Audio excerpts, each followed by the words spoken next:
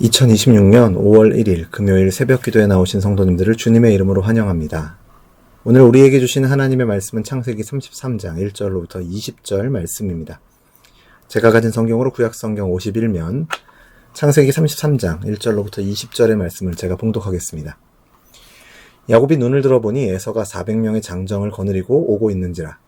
그의 자식들을 나누어 레아와 라헬과 두 여종에게 맡기고 여종들과 그들의 자식들은 앞에 두고 레아와 그의 자식들은 다음에 두고 라헬과 요셉은 뒤에 두고 자기는 그들 앞에서 나아가되 몸을 7번 땅에 굽히며 그의 형 에서에게 가까이 가니 에서가 달려와서 그를 맞이하여 안고 목을 어긋 맞추어 그와 입 맞추고 서로 우니라. 에서가 눈을 들어 여인들과 자식들을 보고 묻되 너와 함께한 이들은 누구냐? 야곱이 이르되 하나님이 주의 종에게 은혜로 주신 자식들이니이다. 그때 여종들이 그의 자식들과 더불어 나와 절하고 레아도 그의 자식들과 더불어 나와 절하고 그 후에 요셉이 라헬과 더불어 나와 절하니 에서가 또 이르되 내가 만난 바 이 모든 때는 무슨 까닭이냐? 야곱이 이르되 내 주께 은혜를 입으려 함이니이다. 에서가 이르되 내 동생아 내게 있는 것이 족하니 내 소유는 내게 주라. 야곱이 이르되 그렇지 아니하니이다.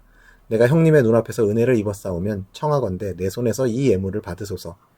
내가 형님의 얼굴을 배운즉 하나님의 얼굴을 본 것 같사오며 형님도 나를 기뻐하심이니이다. 하나님이 내게 은혜를 베푸셨고 내 소유도 족하오니 청하건대 내가 형님께 드리는 예물을 받으소서 하고 그에게 강권함에 받으니라. 에서가 이르되 우리가 떠나자. 내가 너와 동행하리라. 야곱이 그에게 이르되 내 주도 아시거니와 자식들은 연약하고 내게 있는 양떼와 소가 새끼를 데리고 있은즉 하루만 지나치게 몰면 모든 떼가 죽으리니 청하건대 내 주는 종보다 앞서 가소서.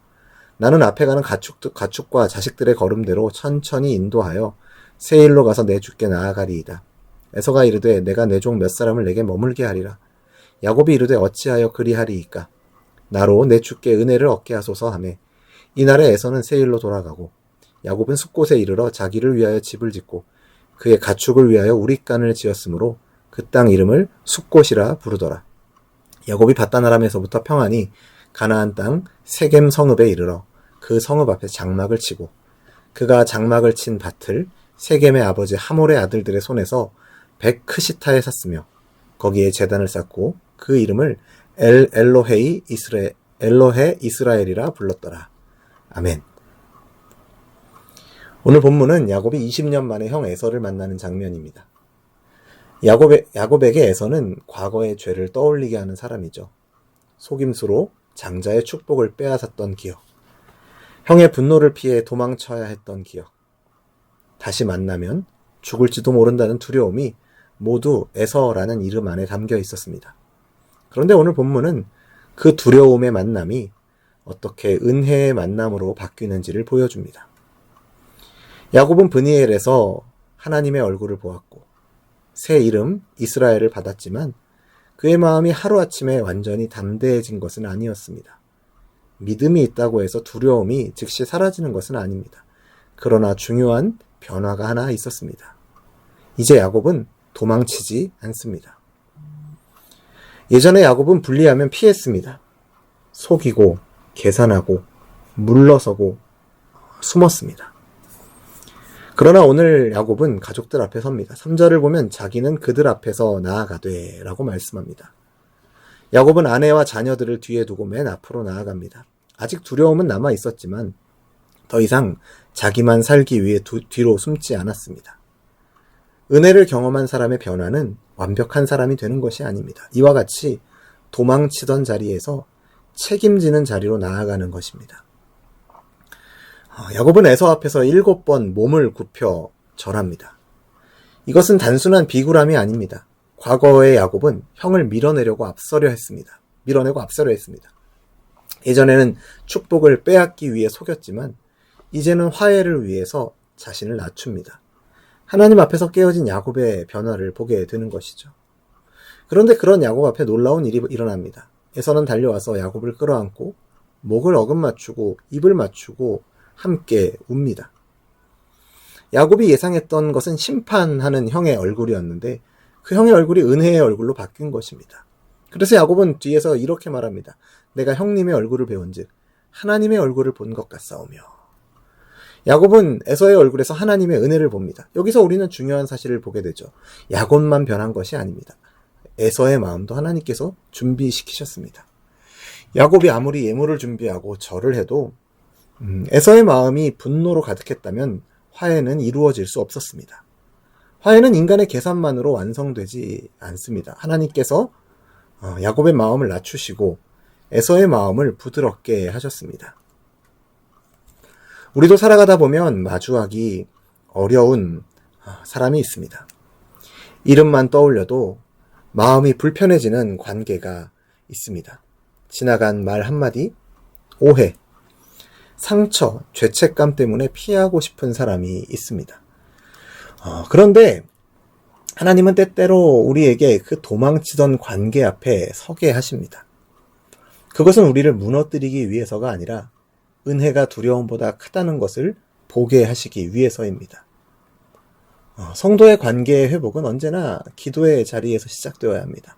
사람을 설득하기 전에 하나님께서 그 마음을 만져주셔야 하기 때문이죠.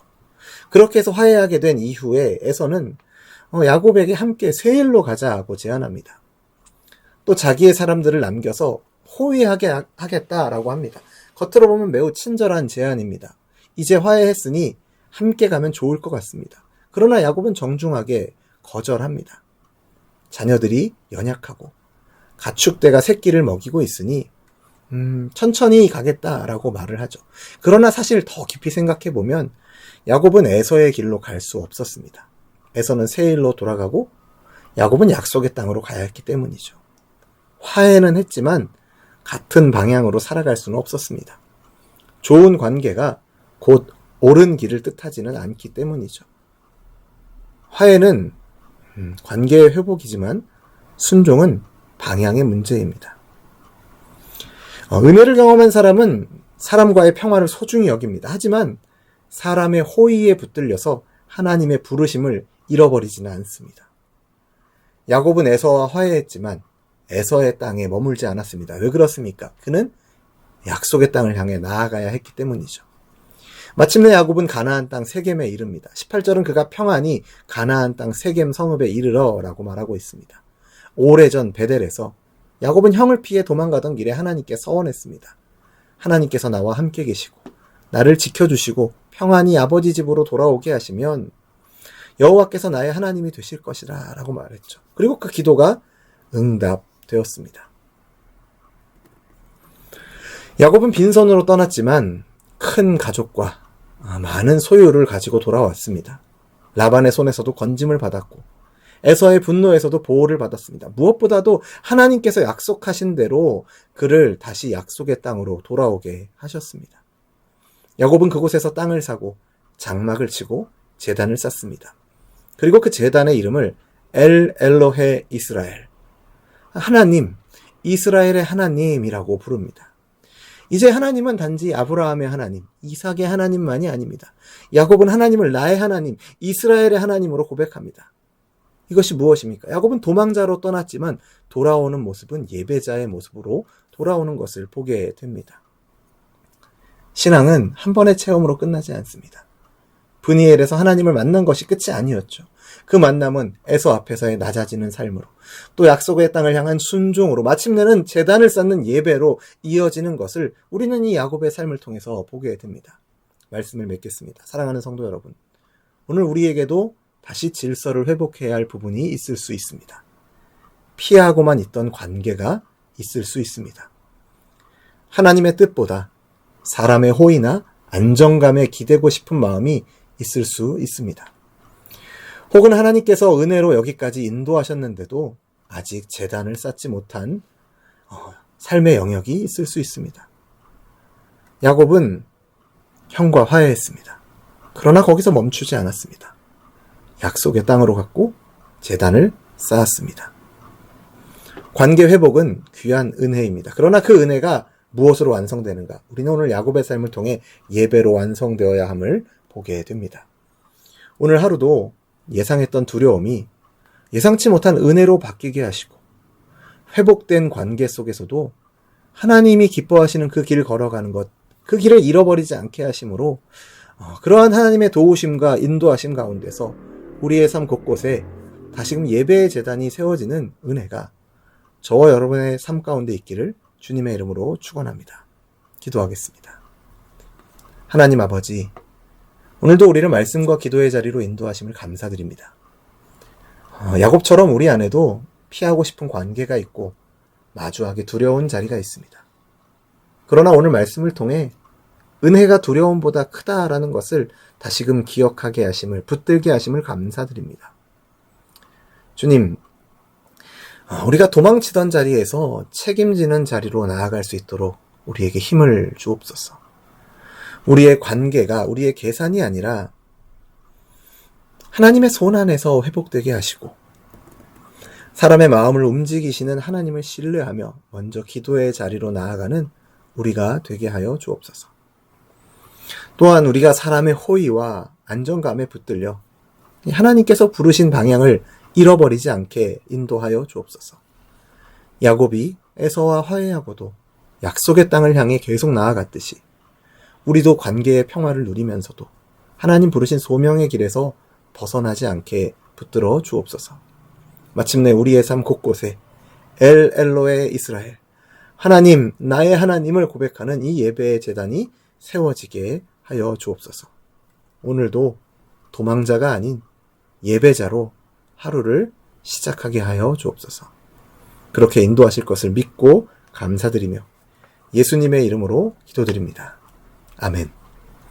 우리 주 예수 그리스도의 은혜와 하나님 아버지의 사랑과 성령 하나님의 교통하심이 두려움 가운데서도 하나님의 크신 은혜를 신뢰함으로 하나님의 부르심을 따라 하나님 앞에서 삶의 예배자로 살기를 소원하는 우리 열린비전교회 모든 성도들과 삶의 걸음 위에 이제로부터 영원토록 항상 함께 있을지어다.